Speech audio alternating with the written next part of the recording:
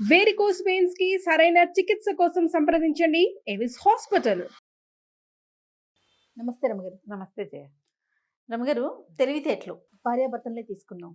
భర్తలకు ఎంతసేపు అనిపిస్తుంది నా భార్య చాలా అమాయకురాలు, అసలు ఏం తెలీదు, లేకపోతే బెస్ట్ ఫెలో అనిపిస్తుంది. పనికి మాలిందిగా తోస్తూ ఆ, ఉంటుంది. ఏదైనా పనికిరాని వస్తుందంటే భార్య అని. కొంతమంది కంటే అందరికీ అనట్లేదు నేను, అవును. అలాంటి ఫీల్ ఉంటుంది. కానీ ఎవరు తెలివితేటలు వాళ్ళే వాళ్ళవి. కదా. అన్ని సందర్భాల్లో ఇద్దరికి తెలివితేటలు ఉండవు. వెర్రి మొహం, తెలి తక్కువ మొహం, నీకేం తెలీదు, నువ్వు మాట్లాడకుండా ఉండు, అంతే. అలాంటివి మాట్లాడుతూ ఉంటారు. అవును. సందర్భం వచ్చినప్పుడు వాళ్ళ తెలివితేటలు బయటపడతాయి కదా. మగవాళ్ళు నోరు మూసుకుంటారు, అప్పుడు ఇంకేం అనరు. అవును, అనలేరు. అలాంటి వాటికి సంబంధించి ఏదైనా స్టోరీ ఉందండి? చెప్తాం. కనువిప్పు. ఆ, పూర్వం ఒక పల్లెటూరులో ఓ రాజమ్మ రాజయ్య అని భార్య భర్త ఉండేవాళ్ళు. బాగుంది. అయితే ఈ రాజమ్మ కొంచెం బద్ధకస్తురాలు. ఆవిడ ఏ పనులు పెద్దగా బాగా చేస్తున్నట్టు కనపడేది కాదు, ఏదో చేసేది, కొన్ని పనులు పూర్తయ్యేవి కాదు, అని వదిలిపెట్టేసేది. ఈయన ఎప్పుడు తిడుతుండేవాడు.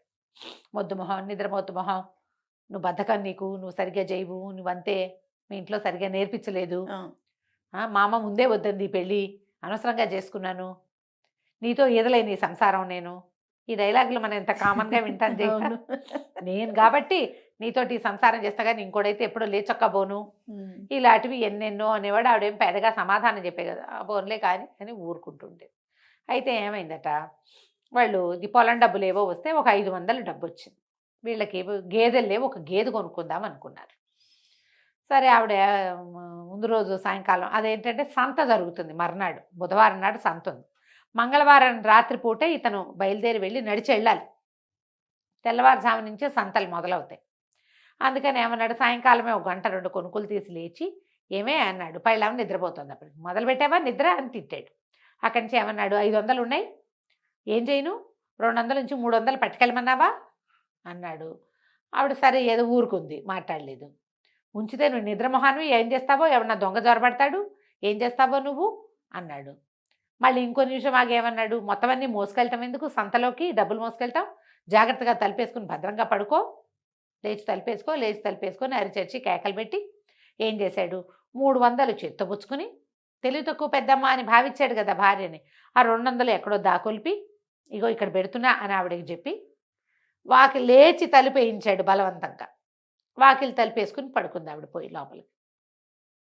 ఇది రాత్రి 12-1 గంటకి, లేదా కొంచెం 3 గంటలకు అనుకో, తెల్లవారి 3ంటికి. ఆ పడుకుని లేచేశాడు కదా, ఆవిడ మంచి నిద్రలో ఉంది. ఇతను నడుచుకుంటూ పోయాడు డబ్బులు చేత్తో పుచ్చుకుని. ఇంతలో ఏమైంది, రాత్రిపూట దొంగలు తిరుగుతూ ఉంటారు, ఏ ఇంట్లో సందడి లేదు, ఏ ఇల్లు తాళం పెట్టిందో, ఎవరైనా మాట్లాడుకుంటున్నారా, ఎక్కడికైనా వెళ్తున్నారా, ఇల్లు ఖాళీ చేసి తెల్లవారుజామునే ప్రయాణాలు అయ్యేవాళ్ళు ఉంటారు, 4ంటికి ఊరెళ్ళిపోతారు, 5ంటికి ఇల్లు జ్వరబడితే సరిపోతుంది. ఈ తిరుగుతున్నవాడు ఈ మాటలన్నీ విన్నాడు. వీనేం చేశాడు, ఆయన వెళ్ళంగానే వీడు తలుపు కొట్టాడు. ఎలా అనిపిస్తుంది, భర్తే 10 నిమిషాల్లో తిరిగి వచ్చి తలుపు కొట్టాడు అనిపిస్తుంది. వాడు ఎంతసేపు తలుపు కొట్టినా ఆవిడది ఇలా మెల్లిగా తీద్దామనుకుంది. వీడేమనుకున్నాడు, ఓహో ఈవిడ నిద్ర పట్టేసింది, నిద్రమొహం అని తెగ తిట్టాడు, ఆవిడ నిద్రపోయి ఉంటుందని అవతల పక్క నుంచి తిరిగి గోడకి కంతేయటం మొదలుపెట్టాడు. డబ్బులు ఎక్కడ పెట్టాడో కూడా మొగుడు చెప్పాడు, వీడు వినేశాడు. కంత కొడుతూ ఉంటే సరే అటా అయింది, గోడకి చిల్లు పడింది. గోడకి వేస్తారు కదా దొంగలు, కన్నం వేశారు. వేసిన తర్వాత లోపలికి ప్రవేశించాడు. తల బయటకు వచ్చింది, వీపు బయటకు వచ్చే లోపల పెడేలమని రోకలతో ఒక దెబ్బ పడింది నెత్తి మీద. వాడు కిక్కురు మనకండా పడిపోయాడు. ఈ రాజమ్మకి తలుపు కొట్టినప్పుడే మెలకు వచ్చింది, లేద్దాన్లే అని ఊరుకుంది. అప్పుడు ఏం జరిగింది, గోడకి కంతేస్తున్న శబ్దం వినపడింది. ఓహో మొగుడు కాదు తలుపు కొట్టింది, వీడెవడో దొంగ వెధమని అత్త గదికి అంత కొట్టి వాడు లోపలికి వచ్చేదాకా ఊరుకుంది. రోకలు పెట్టి ఒక్క పెట్టి వాడిని ఈడ్చుకుపోయి అక్కడి నుంచి బయటకు వచ్చేసాడు, వీపు దాకా వచ్చేసాడు కదా, ఈడ్చుకెళ్ళి ఒక గదిలో పెట్టి తాళం వేసింది. మళ్ళీ వచ్చి సావిట్లోకి వచ్చి పడుకుంది. తెల్లారంగానే చుట్టుపక్కల 4 అన్న సోమన్న రంగన్న అందరినీ కేకేసి, రాత్రి దొంగ జరబడ్డాడు, ఇదిగో చూడు కంత కొట్టాడు, ఎన్ని ఇళ్లలో కొట్టాడో, వాడి దగ్గర సంచిలో ఏమిటో చాలా ఉన్నాయి, ఇంకా 2-3 ఇళ్ళు కన్నం వేసుకొచ్చేసాడు వాడు అప్పచెప్పింది. వాళ్ళు ఏం చేశారు, గ్రామాధికారి దగ్గరికి ఈడ్చుకుపోయారు. వాడు 2 ఇళ్లలో కంత కొట్టి వాడు డబ్బులు కొట్టేసిన డబ్బులు అప్పచెప్పేశారు. వాడిని జైలుకి పంపించేశారు. తెల్లారి 10ంటికల్లా అయిపోయింది పోలీస్ స్టేషన్కి. మనవాడు వెళ్ళాడు కదా రాజని గారు. ఈ రాజా ఏం చేశాడు, సంతలో అంతా తిరిగాక ఒక గమిడి గేదె చాలా నచ్చింది, 350 చెప్పాడు ఓనరు. అర్రే 200 ఇంట్లో పెట్టొచ్చానే 4 మొత్తం తెచ్చుకుని ఉంటే సొమ్మిచ్చేసేవాడిని. మన దగ్గర 300 ఉన్నాయని పరితపించేస్తున్నాడు ఏం చేయాలో తెలియక. ఇంకా చూద్దామని అటు ఇటు తిరుగుతున్నాడు. ఓ చెట్టు దగ్గర ఉంచినాడు ఆ గవిడి గేదె వైపే చూస్తూ. ఈ లోపల ఒక ముసలాయన మీసాల పోతుగా ఉన్న ఒక ఆయన కనపడ్డాడు. ఏంటయ్యా ఏ ఊరు ఏమిటి? ఓహో పలానా వాడివా నువ్వు అని పలకరించి గేదె మీద దృష్టి ఉన్నట్టుందే అన్నాడు. ఉంది నాయన వాడు 350 చెప్తున్నాడు. 300 ఉన్నాయి అంటే ఈయనేం చెప్పాడు ఆ ముసలాయన, ఆ గేదె నాదేరా, వాడికి బాకీ పడి అమ్ముకోమని గేదెని అప్పచెప్పాను. 300 నాకు ఓకే, డబ్బులు నా చేతిలో పెట్టు, గేదెని తీసుకుపో నువ్వు అన్నాడు. అంటే వీడేం చేశాడు ఈ రాజయ్య గారు, ఈ 300 ఆ ముసలాయన చేతిలో పెట్టాడు. ఇప్పుడే వస్తాను, ఒక మాట అక్కడ పెద్ద మనుషులతో మాట్లాడాల్సింది ఉంది, ఒక అరగంట నుంచో నీకు గేదెని స్వాధీనపరుస్తానన్నాడు. అరగంట చూశాడు, అయిపోయింది. ఆ ముసలాయన రాల. సరే వీడేం చేశాడు ఈ మన రాజయ్య గారు ఆడిపోయాడు ఆయన దగ్గరికి, గేదెని ఇచ్చేసి డబ్బులు ఇచ్చేసాను అన్నాడు. నాకు ఎక్కడ ఇచ్చావు నువ్వు అన్నాడు ఆయన.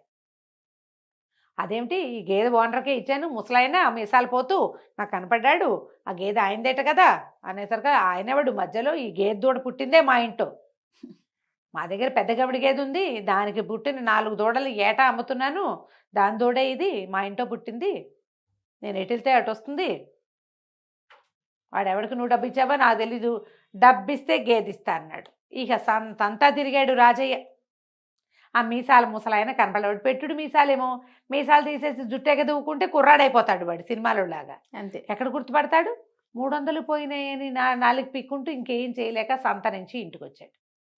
వాకిట్లో కనపడిన పక్కింటి వాళ్ళు, నాయన బద్దగస్తురాలు అనుకున్నావు, రాజమ్మ ఎంత పని చేసిందిరా, దొంగను పట్టించింది, మరి శెట్టిగారి ఇంట్లో నుంచి 500 వరహాలు తెస్తే ఆయన 50 వరహాలు బహుమతి ఇచ్చాడు మీ ఆవిడికి అని ఆహాహా అని అంతా చెప్పుకున్నారు. లోపలికి వెళ్తే భార్య అంది, ఏ గొడ్డుని తోలుకొచ్చావయ్యా అంది. ఏ గొడ్డుని తోలుకు రాలేదే, వాడెవడో ఇట్లా మోసం చేశాడు, 300 వాడు ఏదాన్ని పెట్టాను అన్నాడు. సరే పోనీలే ఏం చేస్తాం, మనది ప్రాప్తం లేదు, ఏదైనా చిన్న గొడ్డును చూసి కొనుక్కుందాం, ఏగో 50 కాసులు ఇచ్చాడు శెట్టిగారు అని డబ్బులు చూపించింది. ఆ తర్వాత ఎప్పుడు ఆయన నిద్రమొహం అనేవాడు కాదు పెళ్ళాన్ని, తను చాలా తెలివిగలవాడు, పప్పులో కాలేశాడు. కాకపోతే జయ కథల్లో ఇలా జరుగుతాయి, కానీ పప్పులో కాలేసిన మగవాళ్ళు ఆడవాళ్ల పై చేతిని ఒప్పుకోరు అస్సలు. ఈ అమ్మాయి తెలివిగలది, నోటితో అనకపోయినా క్రియప్పుడు కూడా ఊరుకోరు తెలుసా, పాదేమైనా గుర్తు చేస్తే పోట్లాడతారు. తమది పై చెయ్యి కాకపోతే బతకలేని మగవాళ్లే ఎక్కువగా ఉంటారు కథల్లో. కాబట్టి ఇలాంటి చెప్తా వాళ్ళకి బుద్ధి వచ్చిందని. నిజంగా అయితే బుద్ధులు జ్ఞానాలు ఏం రావు, ఏదో తాత్కాలికంగా ఆ పూట ఊరుకుంటారు అంతే.